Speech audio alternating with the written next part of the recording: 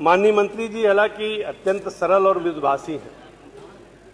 कल उन्होंने अपने वक्तव्य में कहा कि नहीं, हमारे अधिकारी झूठ नहीं बोलते, जो हमने तथ्यपरक सूचनाओं से प्राप्त किया है, और मैं इस सदन को चैलेंज करता हूं कि जो हमारी सूचना है, अगर वो सूचना गलत होगी तो मैं चैलेंज करता हूं।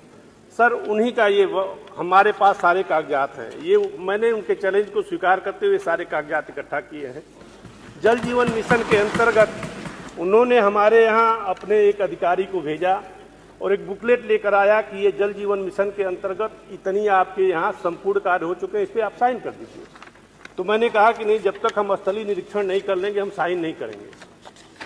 माननीय अध्यक्ष जी, हमारे विधानसभा में 185 ग्राम पंचायतें हैं और 185 ग्राम पंचायतों में उन्होंने सिर्फ 99 ग्राम पंचायतों का आंकड़ा हमें दिया, और आप कह रहे हैं कि नहीं, हम जो है 2024 हालांकि चौथे नंबर के प्रश्न में आया है कि 2028 कर दिया गया है।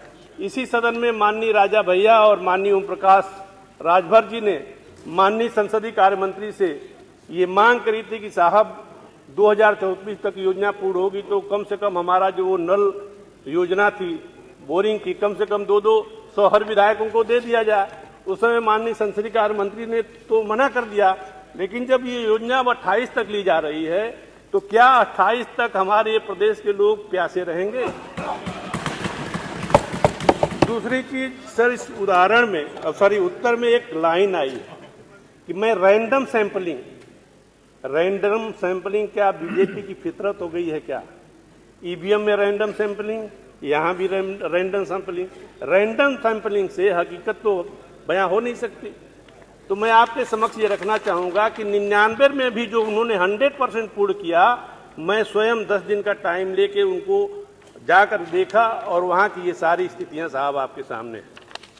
कहीं टंकी नहीं बनी है, कहीं पाइप नहीं बना है, और कहीं जो खुदाई हुई उसमें 100% उन्होंने कहा कि नहीं, कार्य पूर्ण हो चुके हैं। पटेल, डॉक्टर पटेल, आप इसको दे दीजिए। मंत्री जी, आप अनुपूरक पूछ लीजिए। जी हाँ सर, मैं 2 अनुपूरक पूछना चाहूंगा कि क्या मंत्री जी सदन को अवगत कराएंगे कि बाकी की 86 ग्राम सभाएं जो हमारे विधानसभा की हैं वो कब तक पूर्ण करी जाएंगी? दूसरा अनुपूरक कि जो 99 ग्राम पंचायतों में कार्य हुए हैं, जो उनके रिकॉर्ड के अनुसार 100% हो गए हैं और हमारे स्थलीय निरीक्षण के अनुसार लगभग 60% ही हुए हैं, क्या उनमें जो अधिकारियों ने गलत सूचनाएं दी हैं उनके ऊपर ये कठोर कार्रवाई करेंगे? माननीय मंत्री जी उत्तर दीजिए।